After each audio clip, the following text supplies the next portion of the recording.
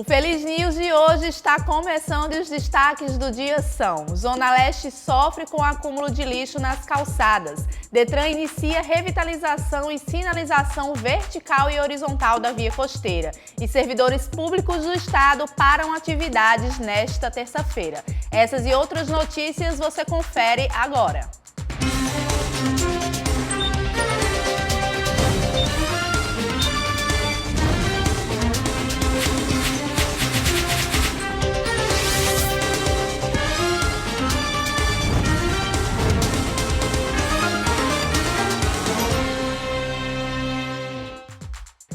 A empresa responsável pelo serviço de limpeza Vital Engenharia suspendeu temporariamente a coleta de resíduos urbanos, como forma de cobrar o pagamento da atividade à Prefeitura do Natal, pelos serviços dos meses de junho e julho.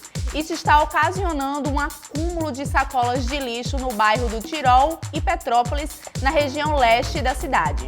A expectativa da Companhia de Serviços Urbanos de Natal Urbana é que o trabalho seja retomado nesta terça-feira 13, após o pagamento do município à empresa Vital no mês de junho. Para a parcela de julho, a Urbana informa que, por burocracias do pagamento do processo da licitação, a listagem sobre os serviços prestados ainda não chegou para a Urbana.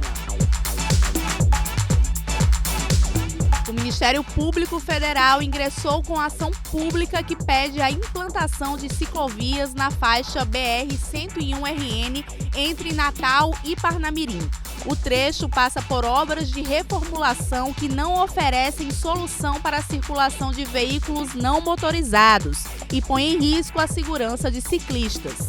Segundo o MPF, ao priorizar o tráfego de automóveis, as obras descumprem a Política Nacional de Mobilidade Urbana, que estabelece como diretriz a prioridade dos modos de transportes não motorizados sobre os motorizados.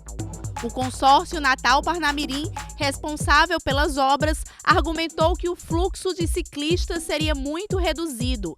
No entanto, os estudos apontam curso de mais de 200 veículos não motorizados por dia no trecho, número considerado expressivo pelo MPF. O MPF pede também que seja aplicada multa diária de R$ 5.000 em caso de descumprimento da decisão. O Departamento Estadual de Trânsito do RN, o Detran, iniciou um trabalho de revitalização do sistema de sinalização vertical e horizontal de toda a avenida que compreende a via costeira da capital.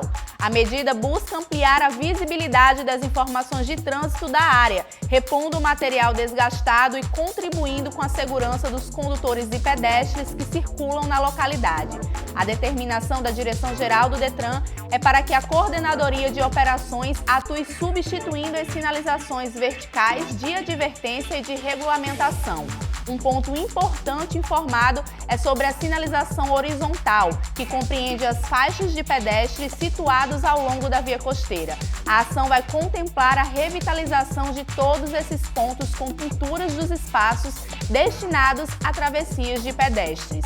O trabalho da revitalização do sistema de sinalização vertical e horizontal da via costeira foi iniciado na última sexta-feira 9 e deve ser finalizado até a próxima quarta-feira 14. A Prefeitura do Natal, em parceria com a Universidade Federal do Rio Grande do Norte, lançou o programa Aprendendo Mais, em cerimônia realizada no Centro Municipal de Referência em Educação Aloysio Alves. O projeto tem como foco alfabetizar jovens, adultos e idosos com base no método pedagógico Paulo Freire. A intenção é atingir uma quantidade relevante de natalenses para dar continuidade ou retomada na formação escolar na modalidade de educação para jovens e adultos. O método da pedagogia freiriana é a escolha de palavras comuns no vocabulário local para ampliar o vocabulário de quem está sendo alfabetizado. Servidores públicos estaduais vão paralisar as atividades nesta terça-feira 13. O funcionalismo cobra a definição de um calendário para o pagamento dos salários atrasados. parte da folha de novembro e a integralidade das de dezembro e o 13º salário de 2018 ainda não foram pagos pelo governo do estado. Na semana passada, o secretário-chefe do Gabinete Civil do Governo do Estado, Raimundo Alves Júnior, declarou que não há previsão para a quitação dos salários atrasados nem para o pagamento do 13º deste ano, que vence em dezembro. Os servidores querem também um reajuste de 16% nos vencimentos, o mesmo patamar de aumento que deve ser concedido aos procuradores do Estado. Outra reivindicação dos servidores é a realização de concurso público. A manifestação desta terça-feira também é contra a proposta da reforma da Previdência, que tramita no Congresso Nacional. A Agência Nacional de Mineração publicou novas medidas para garantir a estabilidade de barragens de mineração no país. Também foram ampliados prazos para acabar com as estruturas construídas por meio do método a montante. A resolução já começou a valer hoje e define que as barragens do modelo a montante que estão em funcionamento poderão ficar ativas até setembro de 2021, desde que o projeto garanta a segurança das operações e a estabilidade da estrutura. As empresas com esse tipo de barragem deverão concluir, até dezembro desse ano, um projeto para a eliminação das estruturas. O prazo para o fim de todas as construções a montante varia de acordo com o volume da barragem e deve acontecer entre setembro de 2022 e setembro de 2027. Atualmente, 84 barragens com a técnica a montante estão em funcionamento no país. Essa estrutura foi usada tanto na barragem que se rompeu em Brumadinho, Minas Gerais, em janeiro desse ano, quanto na que entrou em colapso em Mariana, em 2015. Nesse método, as paredes da barragem são feitas a partir de degraus construídos com o próprio rejeito. Segundo as novas regras, também fica proibido que empresas responsáveis por barragens, independentemente do tipo, mantenham e construam qualquer instalação na zona de autossalvamento, aquela região a 10 quilômetros das barragens ou situada até 30 minutos de uma eventual inundação. Estruturas como refeitório e vestiário localizadas nessa área deverão ser desativadas até 12 de outubro de 2019. A economia apresentou retração no segundo trimestre deste ano. O Índice de Atividade Econômica do Banco Central apresentou queda de 0,13% no segundo trimestre, comparado com o período de janeiro a março deste ano. Esse é o segundo trimestre seguido com retração da atividade econômica. De acordo com dados revisados, o IBC-BR apresentou retração de 0,52% no primeiro trimestre, comparado ao período de outubro a dezembro de 2018.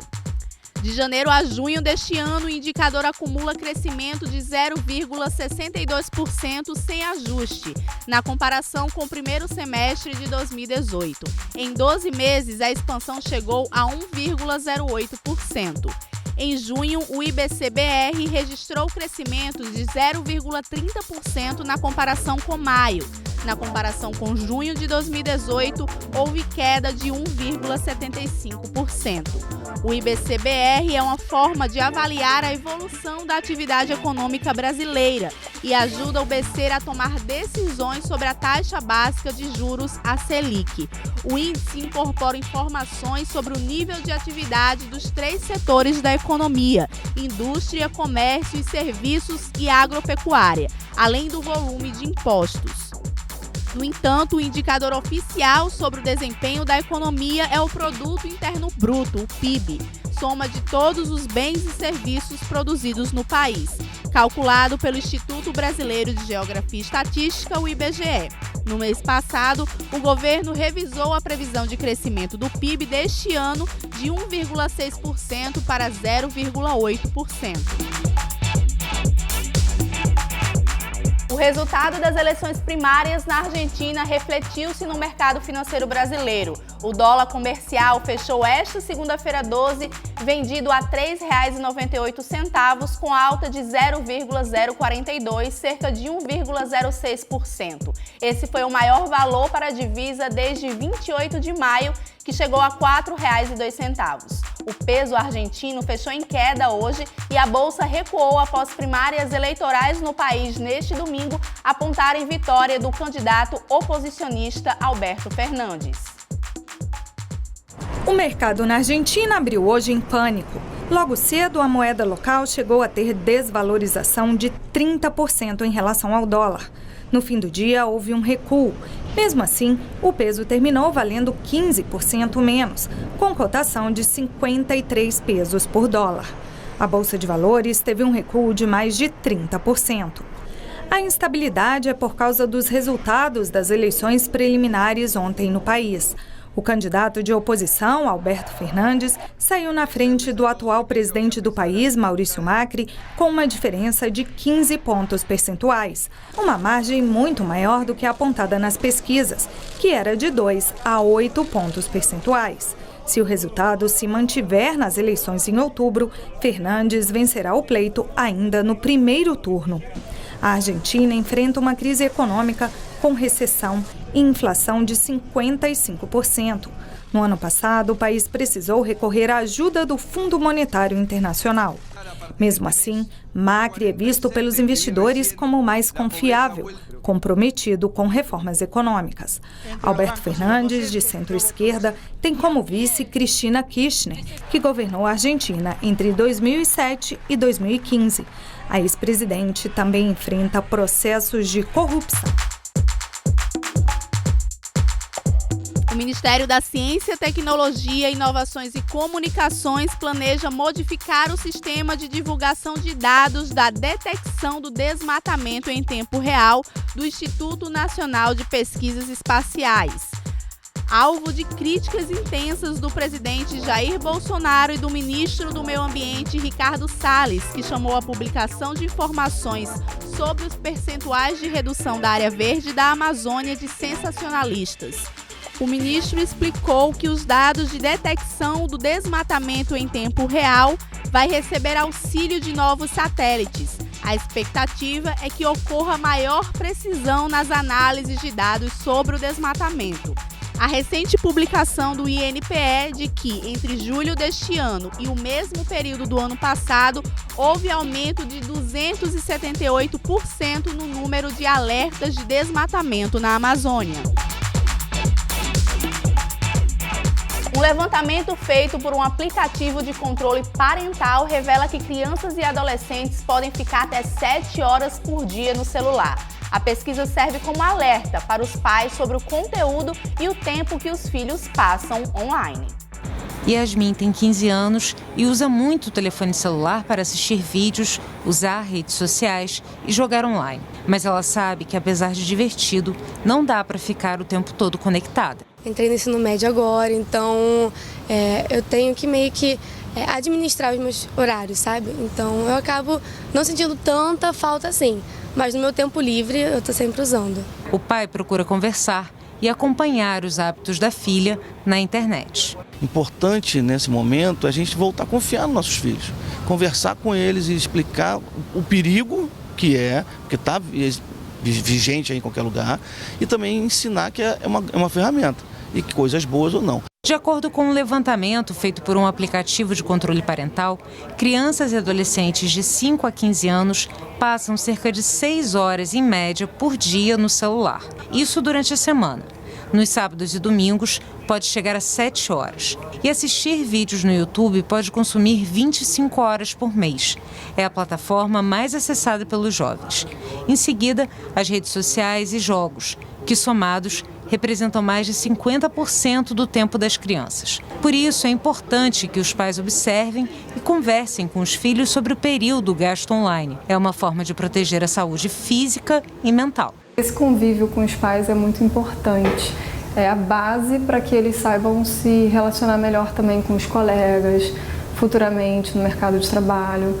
Então acaba que esse excesso de rede social, esse excesso de internet, de algum dispositivo, faz com que se perca essa inteligência, essas outras inteligências. Nos vemos amanhã. Acesse as nossas redes sociais para mais notícias.